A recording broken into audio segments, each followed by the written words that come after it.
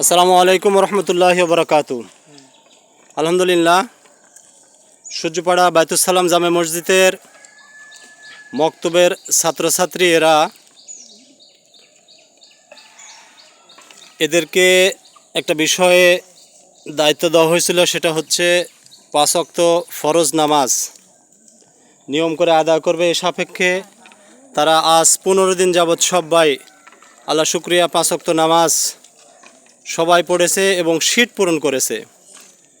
এদেরকে একটু মিষ্টিমুখ করানো হচ্ছে, এদের জন্য সবাই দোয়া করবেন। আল্লাহ রাব্বুল আলামিন এদেরকে যেন আজীবনের জন্য 5 ওয়াক্ত নামাজি হিসেবে কবুল করেন, বলি আমিন। এরা মাসুম বাচ্চা, কচি বাচ্চা,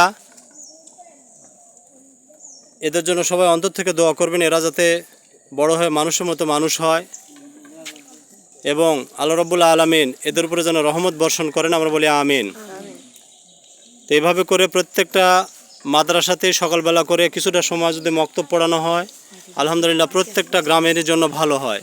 তো আমি সবাইকে অনুরোধ করব, আপনারা চেষ্টা করবেন প্রত্যেকটা মসজিদে একটা করে মক্তব খোলার জন্য এবং এইভাবে করে কচিকাঁচা বাচ্চাদের নিয়ে আপনারা সুন্দর করে পড়াবেন ইনশাল্লাহ। সবার প্রতি আমার এই আহ্বান থাকলো। তো সবাইকে শুভকামনা। আসসালামু আলাইকুম রহমতুল্লাহি ওয়া বারাকাতুহু।